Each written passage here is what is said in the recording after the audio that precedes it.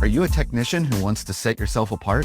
Then the Trusted Technician podcast is for you. I'm Derek Hoferter, coach and trainer at SBE, and on this podcast, we will have experienced HVAC coaches and trainers, as well as top-performing technicians, all sharing their tips and strategies to help you be more successful. Welcome back to another episode of the Trusted Technician podcast. This is Coach Derek, and today we have a repeat guest. I love it when guests return to the podcast. We've got Will Calhoun with NWA in Arkansas. Will, welcome back to the podcast. Thanks. Glad to be here. So, Will, I'm looking forward to our conversation because when people listen to this, it's going to be right in the summer during the busy season, and we're going to talk about that. But before we get into it, Will, just share with us a little bit of your background of how long you've been a tech. How did you get into it? Sure. I've been a tech for 7 years now. I started in 2017, straight out of high school. I traveled and did some work outside of the field briefly, but I always stayed in touch with it. Came home, helped my dad. I went to work for him full-time 2020. Me and him. Today we have 15 guys in the field between installers and service techs, and we're doing roughly $3 million a year, and we feel great about it. It's awesome. Yeah, you guys are doing amazing work there. I've been fortunate enough to kind of see a lot of your guys' growth, over the few years. So it's been fun seeing how well you guys have taken off over the last 3 to 4 years. So Will, I know for you, you're still out in the field. You also help, hire the guys, train the guys. So you wear multiple hats there. Definitely. But for being out of the field, what are your favorite things about being a HVAC tech? I really like helping people go into their houses, like meeting people. I'm a talker, so I enjoy having conversations with my customers outside of just what's wrong with their system. Being able to come up with solutions and use my head and offer people customized solutions to their problems is awesome to me. I get to really work my brain, and at the end of it, when what I came up with makes them happy. What about challenges that you have with being a tech? What makes it difficult sometimes being a tech? Well, I would say upset customers, obviously, going back, making sure that whenever you do create those solutions and something else comes up, that you handle it professionally and promptly. I don't know if a lot of guys handle their own warranty calls whenever they sell something, but if they do, then they understand. And it's a give and take there. For sure. So we're right on the recording this today. We're kind of right on the cusp of summer, but when this airs, it's going to be in the middle of summer. And obviously new challenges arise, which is there's only so many of you and you only can run so many calls in a day. So when it gets busy, and you mentioned helping people, there's a lot of people to help. How does your mindset shift a little bit from the off season to the middle of the season, or how do you prepare yourself for that? It does. Yeah, definitely. So one of the things that we do is, it all starts with booking the call. Everybody in the office does their job. We do a proper intake form so we know exactly what we're getting into, age of system, type of system, and so on. Once we know all about our customer and our job, now we know who to schedule it to. So that steps down to putting the right tech in the right place. Some guys are better in some places than others. And then you move to your call ahead and you run through everything with the customer, and then you go to their house and you do your upfront contract, and then you get to work, right? Keeping it quick explanation, of course. When you have to change your mindset, and you have to know that, if your company's giving you a lot to handle in a day, if you're working until 8 o'clock at night, 9 o'clock at night, there's got to be a way to shorten that up without sacrificing revenue, without sacrificing your close rate, without sacrificing your callback rate. And for me, that's qualifying my customers. And that particular part starts with the call ahead, starts at the very beginning. Yeah. So when you say qualifying your customer, essentially, what is it that you're doing? You're trying to kind of get a read for what's going to happen. You're going to kind of see, are they looking for just a Band-Aid? Are they looking for something more extensive so that you can try to manage your time? Is that what you're doing? Yeah, absolutely. Through the call ahead and asking proper questions all the way through the upfront contract, figuring out how long they've been in the home. You're going room to room. You could be looking around and analyzing. You're not casing your customer's house or anything, but you have to know what kind of people they are. Are there a bunch of sheetrock patches on the wall and no paint? Are the shingles falling apart? Is the siding rotting out? Are they messy? Which doesn't always mean anything, but those are the things you have to look at to know, okay, how do your customers buy things? Are they great value people and they're looking for the cheapest price? Or are they like, this is a conversation with my wife, Daisy sour cream versus great value sour cream. I'm a Daisy man. She prefers the great value because it's cheaper. You have to look at the simple things to understand how your customers purchase. Are they quick to make decisions? Do they take a lot of time? And that's all stuff that you gather with simple conversation and simple observation before you even get to work. Okay. So let's say you were coming out to my house and you called me, right? It's in the middle of summer and I've got a demand issue, right? I'm the customer. I don't know what's going on. I just know my system is not working today. Kind of give me an example of some of the questions you might ask me on there to start. Obviously, you're going to learn a lot when you get there, but how are you going to get that conversation going a little bit to start qualifying me?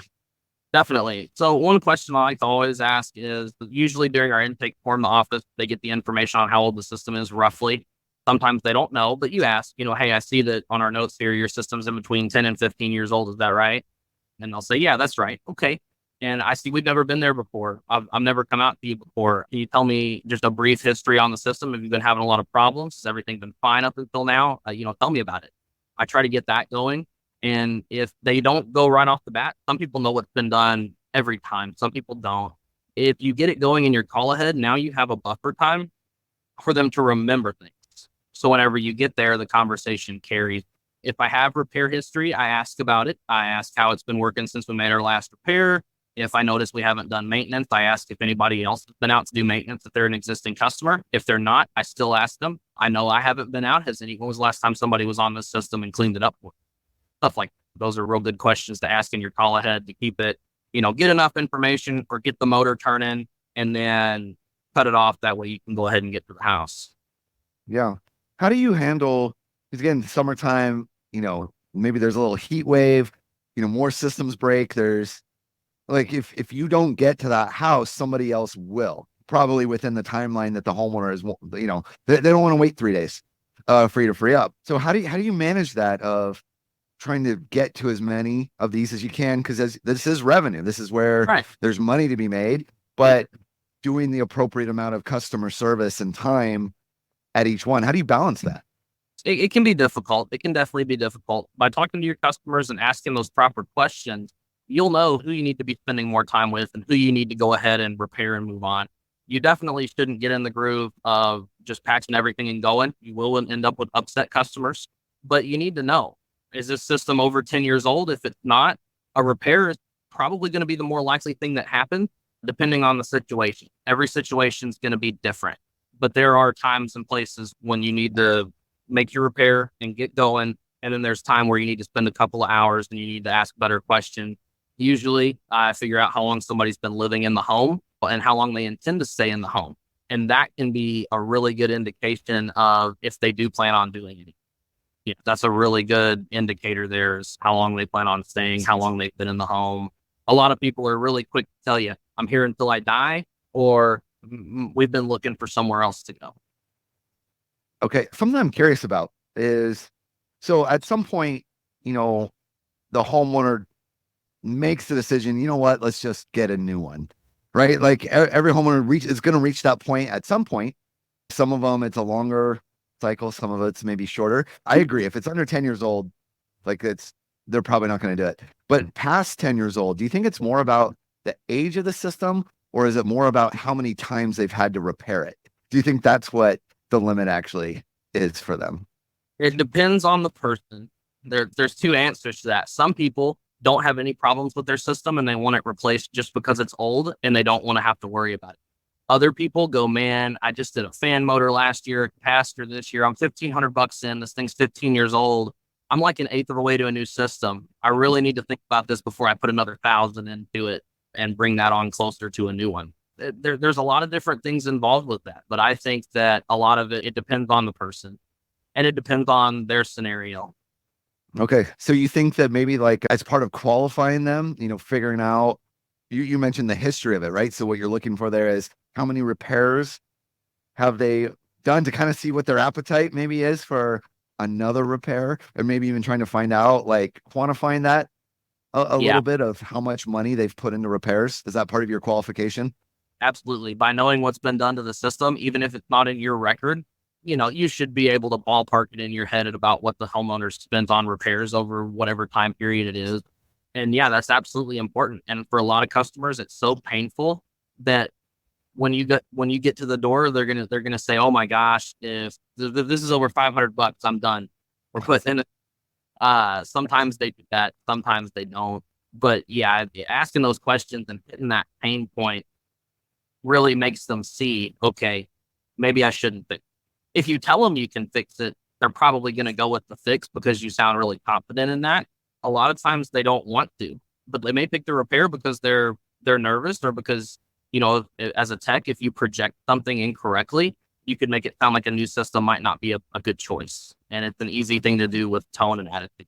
Yeah, what you're saying is kind of an interesting thing that sometimes I'll see in technicians' data, where their close rate gets worse during demand season. Their opportunity of selling new systems, where you would think, in your mind, you would think it would get better during the summer when things are getting worse. But I've kind of wondered about that, of maybe when they get into that rush, hurry mindset, they're like, man, I need to make some money. I need to make a repair. I need to move on. I got 8 more places to be today. And now they actually start to limit giving the homeowner all the options. Do you see that with techs? Absolutely. I wouldn't say rush every service call. Some guys are ready to get home early. And if you're ready to get home early in demand season, then you probably should pick a different profession, because we all know that doesn't happen. But there's a time and a place to get through a service call quickly. And it's so important to determine that. It didn't take time. You're going to run through some opportunities, and you're going to blow through some and miss them when you're first learning how to qualify your customer. And eventually it becomes like the process that we use, the trusted advisor process. You mold it to yourself. You learn what questions to ask in your demographic. What are better questions to ask customers that you see? Eventually you'll find out. And when it clicks, you end up qualifying really well. Your close rate go up, everything goes up. Yeah, because you were saying, if the tech comes in and the tech goes very confident on, I can repair this, it doesn't give any other option, and they're doing a good job of communicating and building trust, like, yeah, the homeowner is going to be biased towards that. But that might not always be the best decision for their finances, for how much they've put into it, for how long they want to live there, for what their goals are. But that's more of like the tech's agenda of let me fix this and get out of here, a type of thing. And it might not be unintentional. They're not even thinking about that. They're just thinking in their own tech mind, right? Versus maybe if the tech had laid it out, I can fix it and I can repair it. Which do you want to do? The tech might find more homeowners are willing to just replace it. Has that been your experience? Absolutely. If you never ask those questions, you never know. And if you do a good job building your trust, but you don't ask a lot of those important questions to qualify, then yeah, you're going to end up with a lot of customers leaning on you for a repair and trusting you for a repair, when we all know sometimes that's not the best option. Yeah. So I've asked this, before, to like groups of techs, of if someone has a repair versus replace scenario, which one is the one that they're most likely to regret? It's probably doing the repair, because there's probably going to be another repair. Like, homeowners very rarely regret doing the replacement in the long game, right? Sure. Yeah. Versus they could pretty quickly regret the repair, especially if we're rushing and you didn't realize that there's a few other things maybe that are about to fail. And now the homeowner thinks that you doing the repair cascaded other events. That's tricky, right? When you have to go fast. That liability is something that tech need to think about every time they go to a call. That was something in one of our meetings earlier, learning where your diagnosis should stop, how far you should take it, and how important it is that if you are going to make that repair, that everything you can know. If that capacitor's bad, you should have put a new capacitor in it first to make sure that everything else is working before you go talk to your homeowner.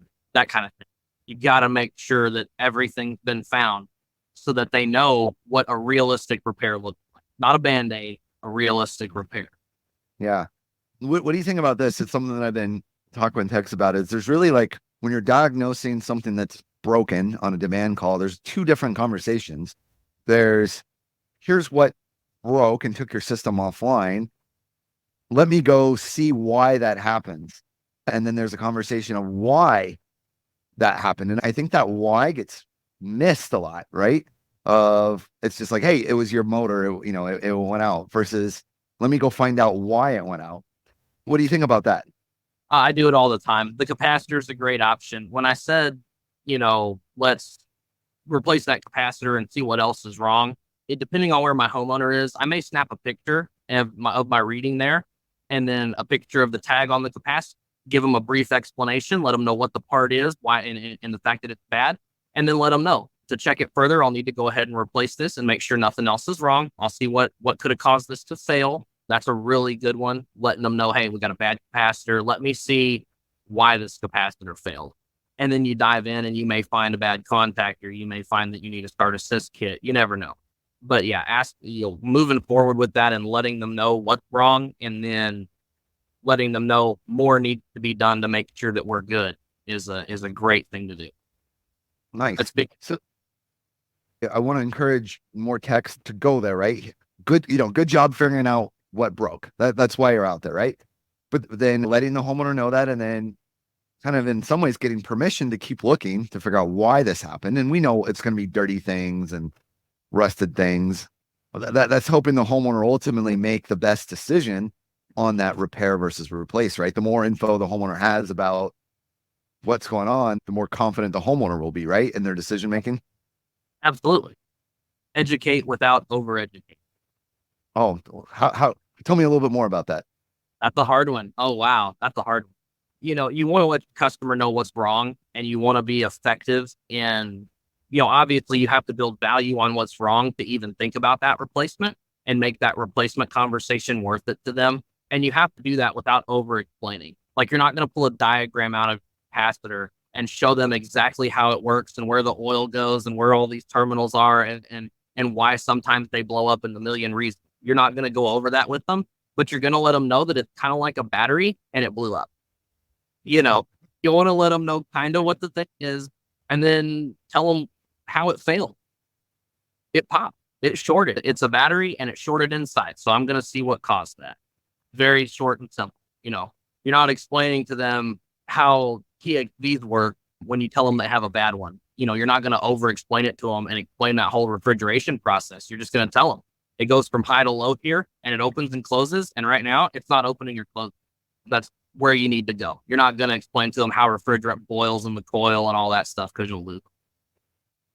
Yeah, that's so good. I think that's such an important reminder too. The homeowner needs to know enough to make a good decision, right? We want them to make good decisions, but they don't need to know what you know. That's why you're the tech. Right. Exactly. Yeah. All right. Well, thank you so much for joining us today on this episode. Anything else you want to add as a final word or final piece of advice to anyone listening? Yeah. Well, first, thanks for having me. I really appreciate the time. For everybody out this summer, just make sure you're taking your time on the people that you need to take your time with, and focus on qualifying your customers. You'll spend a little bit more time at first. Eventually, you'll get pretty good at it, and you'll be qualifying your customers before you even get to work. That's great advice. Thanks, Will. Talk to you later. Thanks.